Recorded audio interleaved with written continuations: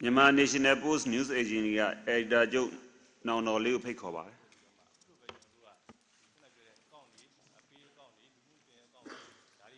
မင်္ဂလာပါဗျာကျွန်တော်မြန်မာ National Post ကနောင်တော်လေးပါကျွန်တော်မင်းမြတ်လူတာကတော့ဒီ online လိမ့်လည်မှုလုပ်ငန်းတွေအဓိကဥဆောင်လုပ်ကင်ခဲ့တဲ့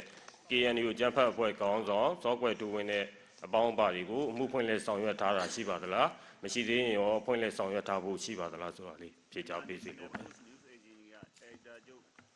ဟုတ်ကဲ့ကျွန်တော်တို့ဒီ KNU အဖွဲ့ကိုတော့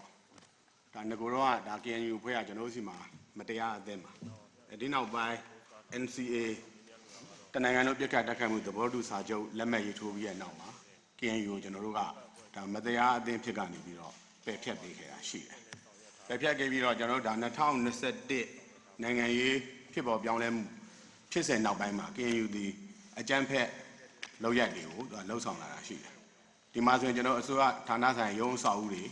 ဖောက်ခွဲတာတွေဖျက်ဆီးတာတွေရှိတယ်။နောက်လမ်းတရားတွေချိုးတာတွေရှိတယ်။ဒီပေါ်မှာကျွန်တော်အာရှ highway လမ်းမကြီးဟာပြတ်တောက်သွားတာရှိခဲ့တယ်။အဲ့လိုပြတ်တောက်သွားတာရှိတဲ့အချိန်မှာနိုင်ငံတော်အစိုးရအနေနဲ့က KNU ကိုဒီတိုင်းကျွန်တော်လက်ပတ်ကြည့်နေလို့မရတော့ဘူး။မရတော့အတွက်ဒါကျွန်တော်2025ခုနှစ်ဩဂတ်လ28ရက်နေ့မှာ KNU ကိုကျွန်တော်တို့အကြမ်းဖက်အဖွဲ့အစည်းဖြစ်ရောမတရားအသင်းဖြစ်ရောထပ်ပြီးတော့ကျွန်တော်ကြေညာထားပြီးဖြစ်တယ်။လက်ရှိကျွန်တော်ဒီနယ်စပ်ဒေသမှာဖြစ်နေတဲ့ဒီ online လည်လည်မှုတွေ online လောင်းကစားမှုတွေမှာ KNU ဘယ်လိုအနေထားနဲ့ပါဝင်ပတ်သက်နေဆိုတာလဲဒီရှေ့မှာဒါရှင်းပြပြီးဖြစ်တဲ့အတွက်ဒါသိရှိမယ်လို့ကျွန်တော်ထင်ပါတယ်။အဲ့တော့ကျွန်တော်လက်ရှိမှာတော့ကျွန်တော်က KNU ကိုကျွန်တော်တို့ကဒီ Pro Software 2 ဝင်းနဲ့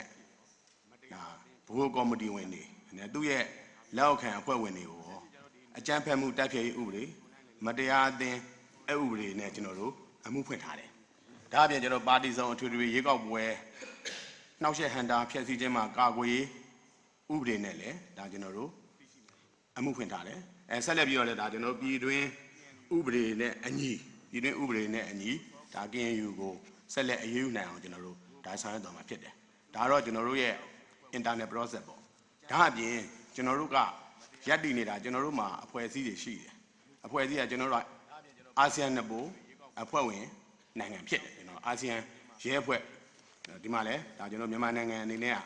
အဖွဲ့ဝင်နိုင်ငံဖြစ်တယ်မနှစ်ကပဲကျွန်တော်တို့ဒီမှာ42ကြိမ်မြောက်ဒီအာဆီယံနှစ်ပို conference ကိုနေပြည်တော်မှာကျွန်တော်တို့ကျင်းပပေးခဲ့ပြီးဖြစ်တယ်ဒီနေ့မှာတော့ထိုင်းနိုင်ငံမှာ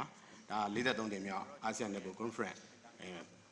ကျင်းပခဲ့ပြီးဖြစ်တယ်ဒါကျွန်တော်ဥဆောင်ပြီးတော့လဲကိုယ်စားလှယ်တွေတွားရောက်တက်ရောက်ခဲ့ပြီးဖြစ်တယ်ဒါအပြင်ကျွန်တော်တို့ကဒီနိုင်ငံတကာရဲအဖွဲ့ဖြစ်တယ် Interpol နဲ့လည်းကျွန်တော်တို့ကဆောင်ရွက်နေတာဖြစ်တယ်အဲ့တော့ဒီ internet မှာကျွန်တော်ဆောင်ရွက်နေတာတွေအပြင်သူ့ရဲ့ဒါ criteria တွေနဲ့ပြည့်စုံပြီဆိုရင်ကျွန်တော်တို့ဒီ ASEAN နှစ်ပို Interpol ဒီကိုလည်းထပ်မံပြီးတော့ကျွန်တော်တို့ဆက်လက်ပြီးတော့ဆက်သွယ်ဆောင်ရွက်သွားမှာဖြစ်တယ်သို့တော်လည်းပဲဒီ international အဖွဲ့အစည်းမှာကျွန်တော်တို့ကသူ့ရဲ့ constitution ကိုတော့လိုက်နာတယ်အဲ့တော့ ASEAN Interpol ရဲ့ constitution နဲ့အညီကျွန်တော်တို့ဆက်လက်ပြီးတော့ဆောင်ရွက်သွားဖို့လည်းရှိပါတယ်ကျေးဇူးတင်ပါတယ်ကျေးဇူးပါ